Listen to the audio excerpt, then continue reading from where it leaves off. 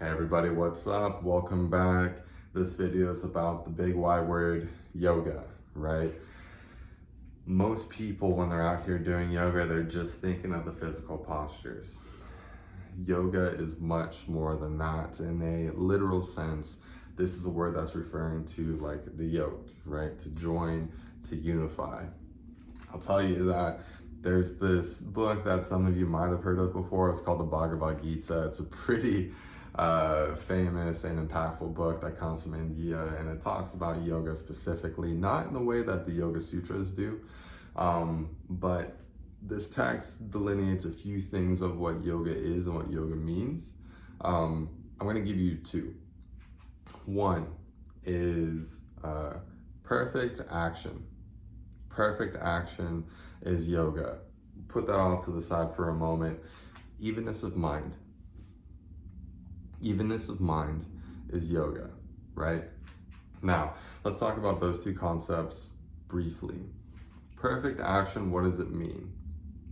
Well, it certainly means that you are acting, behaving, performing in a certain way that has elements of alignment to it, of accuracy to it, of truth to it, of execution to it, of benefit to it, not just to yourself, not just to your family, not just to the people that you're performing this interaction with, but in a larger scheme of things, right? So perhaps with your environment, with your earth, with your loved ones, with your future children, right? With your past ancestors. Perfect action in the Bhagavad Gita is helping solve this individual's like hang up in terms of like, I don't want to go to war with a family member because I don't want to kill people. And then he has this, sage advisor, also this, this deity that is Krishna, that says to him very practically that,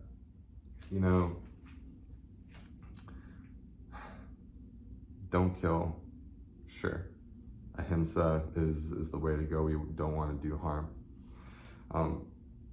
This action that you are being called to do here, though, is there more harm in you neglecting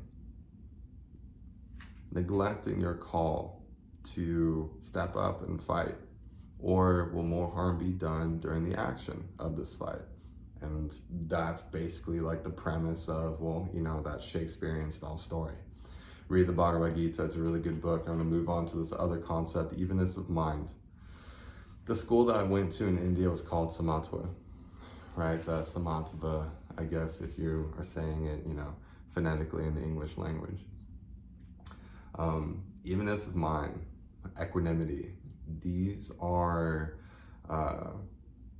characteristics of what I would call the actualized person, right? This isn't someone that is going to, be thrown to the wind, someone that's going to be, acting on their impulses all the time, someone that's going to be measured, someone whose self-control is going to be equal to all emergencies, right?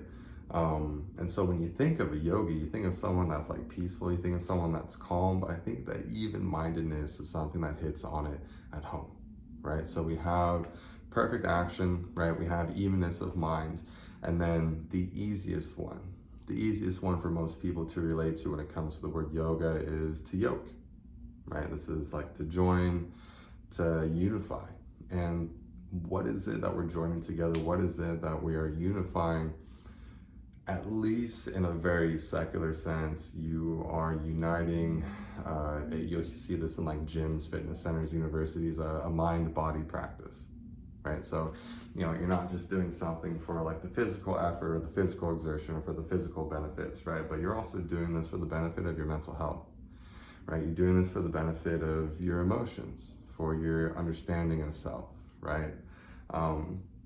This is where like those other limbs of yoga really come into play. I have another video on that called the 8 limbs of yoga. Check that out really quickly. I'm going to give you just a few. You have this physical component, your asanas, right? This is your posture, your seat, your container for you to perform this work in. The work that you're going to be doing is going to be life expanding, breath expanding, energy expanding. This is where you get into the pranayama, the breath work, and then you get into like this mental realm, right? Of, are you able to, on command, withdraw from your senses? Can you, on command, concentrate? Can you, on command, hold that concentration and experience something that some people call meditative state, a flow state perhaps, and then have that also be incorporated into this feeling of bliss, right? This divine bliss, the supreme bliss, this feeling that you and the divine are not separate, that you are not a foreign artifact in this strange world, that you and this world, you're together, right? So that's a little quick synopsis on the word yoga, right?